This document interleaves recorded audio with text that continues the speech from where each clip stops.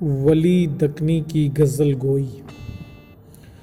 اردو شاعری میں غزل گوئی کا اپنا ایک مزاج و مرتبہ ہے۔ ایک زمانہ تھا جب میر تقی میر کی شاعری کا صرف چرچا تھا، بلکہ کم و بیش سبھی اس بات میں اتفاق کرتے ہیں کہ خدائے سخن میر تقی میر کی شاعری تمام کمال میں اپنی مثال آپ ہے۔ اس خیال سے انحراف نہ کرتے ہوئے خود میر کی عظمت پر غور و فکر کیا جائے تو پتہ چلے گا کہ میر نے صاف انداز سے اس امر کا اعتراف کیا۔ خوگر نہیں کچھ یوں ہی ہم ریختہ گوئی کے معشوق جو اپنا تھا باشندہ دکن کا تھا، اور یہ باشندہ شاعر کوئی اور نہیں اردو شاعر کا بابا آدم ولی دکنی ہے۔ ولی غزل گوئی کا وہ مرد میدان ہے جس کے رنگ شاعری نے ایک عالم کو حیران و شزدر کر دیا۔ اس کے نقش قدم پر چلنے کو شعراء باعث افتخار سمجھتے تھے۔ میری اگر اپنی جگہ مسلم ہے تو ولی کی ولایت شاعری کے سبھی قائل ہیں، تبھی تو کہا جاتا ہے ولی پر جو سخن رکھے اسے شیطان کہتے ہیں۔ ولی سے پہلے بھی بہت سارے شعراء گزرے ہیں، لیکن ولی ہے جہاں میں سخن کے بیچ ولی اردو کا وہ اولین شاعر ہے جس نے زبان و بیان کے اس ابتدائی دور میں اپنے طرز نگارش، معنی آفرینی اور معیار سخن کے باعث ہر کس و ناکس کو متاثر کر گیا۔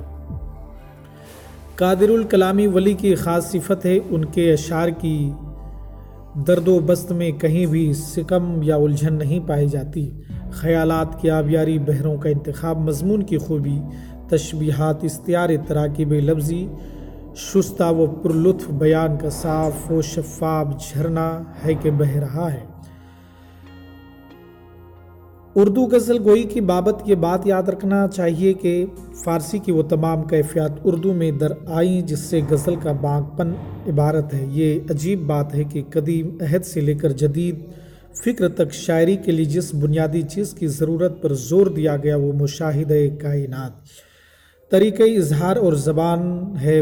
ولی کے زمانے میں فارسی زبان کا چلن بڑی حد تک کم ہو گیا تھا۔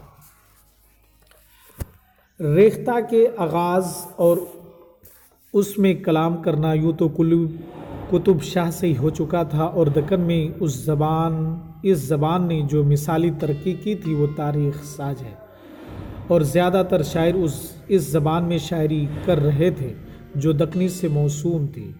ولی کے زمانہ تک اس زبان نے خود اتنی شاندار روایت یکجا کر لی تھیں، اب اس شاعری میں کرنا وجہ امتیاز تھا۔ ایسے میں ولی جو ایک فطرت پسند زود گو نہایت اعلیٰ درجہ کا شاعر تھا، اس کے بابت کسی طرح کی رائے دینا فکر کے دائرے کو محدود کرنا ہے۔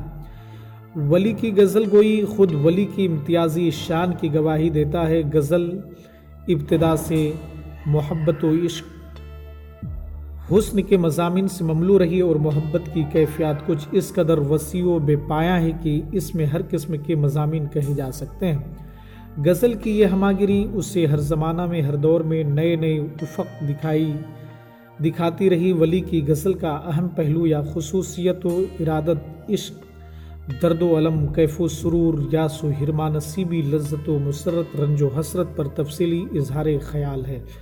مولانا احسن ماہروی رحمۃ اللہ علیہ کے الفاظ میں ولی کو میر داغ کا ہم عصر سمجھنا چاہیے، بلکہ یاد رکھنا چاہیے کہ ولی عہد عالمگیر کا ایک شاعر تھا۔ اگرچہ یہ خیال ذہن میں رہے تو ولی کے رتبہ کا صحیح اندازہ لگایا جا سکے گا۔ ولی نے اپنے دور کے حالات اور ذوق کو مد نظر رکھا، غزل کو محدود نہ کیا بلکہ اس میں ایک طرح کی جدت و ندرت سے کام لیا۔ خصوصیت سے عشق یقیناً عشق مجازی تھا جس سے گزر کر وہ عشق حقیقی کی جانب اشارہ کرتا ہے۔ ولی اس عشق حقیقی اور عشق مجازی سے آگاہ و باخبر تھے یا نہ تھے، لیکن ان کے کلام میں چند ایک ایسی غزلیں ملتی ہیں جو روحانی کے احساس دلاتی ہیں، جبکہ روحانیت سے دور خالص مادی کیفیات بھی اس میں نظر آتی۔ ان کا محبوب معشوق شاید اسی دنیا کا ہے۔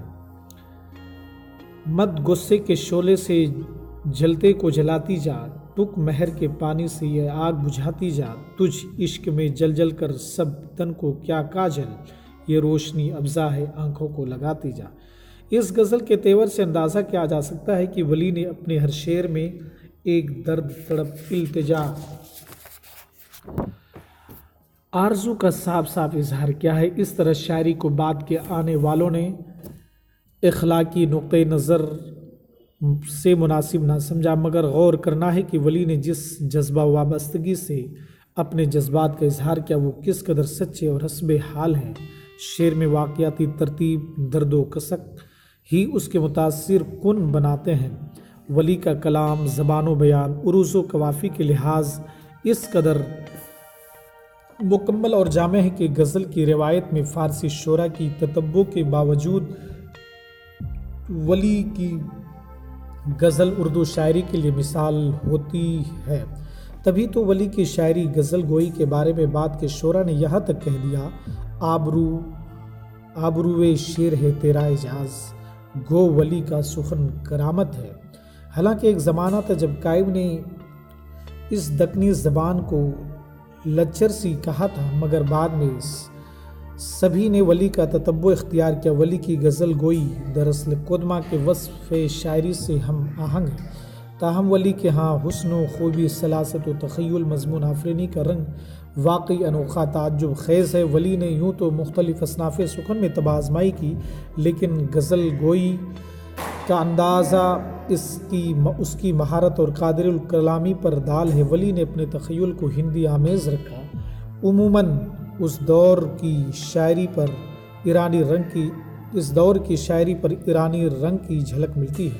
ولی کی غزل گوئی میں تشبیہات و استعاروں کے علاوہ محاکات الفاظ کی رنگینی، موسیقیت، صنائع بدائع کا اہتمام، برجستہ و برمحل حسن بیان، سبھی کچھ مل جاتا ہے۔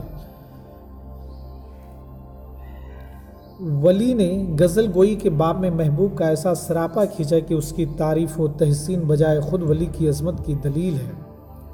کیوں نہ ہر ذرہ رقص میں آوے، جلوہ گر آفتاب سیما ہے، سواد خط و خوباں دلکش میں بہار گلشن رہاں ہوا ہے، تیرا قد اے بہار گلشن ناز، مثال سر و زیب صد چمن ہے، تیرے لب پر جو خط عنبری ہے، خط یاقوت سو نقش نگی ہے، چمن آرائے باغ خوش ادائی، نہال قد سروگل جبی ہے۔ ولی کی غزل کو سمجھنے کے لیے جاننا ضروری ہوگا کہ شاعری میں عشق و محبت کی احساس و ارادت کیفیات سے دوچار ہوتی، جو خیال جس صورت سے ذہن میں ابھرتا ہے شاعر زبان و بیان، تشبیہ و استعارے کے ذریعے سے صفحہ کرتاس پر اتار دیتا ہے۔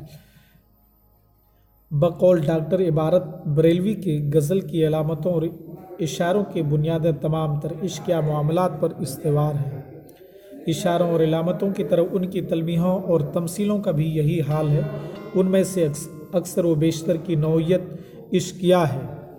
لیلی اور مجنوں، شیریں و فرہاد، یوسف و زلیخا، ان سب کی داستان سے عشق کے حقائق پر روشنی پڑتی ہے اور اس کے بہت سارے اسرار و رموز بے نقاب ہوتے ہیں، اور اس انداز بیان اور طرز ادا میں زبان و بیان کا بڑا دخل ہے۔ غزل کا جو مخصوص مزاج ہے وہ زبان کی شیرینی اور گھلاوٹ اور لہجے کا لوچ اور باغپن کو ضروری قرار دینا ہے، اس لیے ظاہر ہے تغزل اس کے بغیر زندہ نہیں رہ سکتا۔ یہ عبارتیں میں نے ڈاکٹر عبارت بریلوی کی کتاب غزل اور مطالعہ غزل کے صفحہ نمبر 160 سے اخذ کیا۔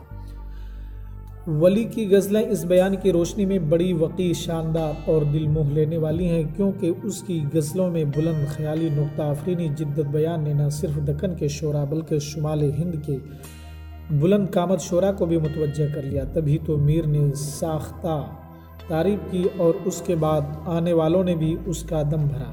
خود ولی کو بھی اس بات کا احساس تھا، جبھی تو شاعرانہ تعلیق کرتا ہے۔ ولی کی غزل گوئی کی اس منزل پر ہم غزل کے لوازمات کے مد نظر کسی قدر تفصیل سے گفتگو کریں گے، نیز مثالوں سے ولی کی غزل گوئی کے کمال کا بھی اظہار ہم کریں گے۔ یہ بات بجا طور پر کہی جا سکتی ہے کہ ولی نے جہاں شاعر ضرور کریں۔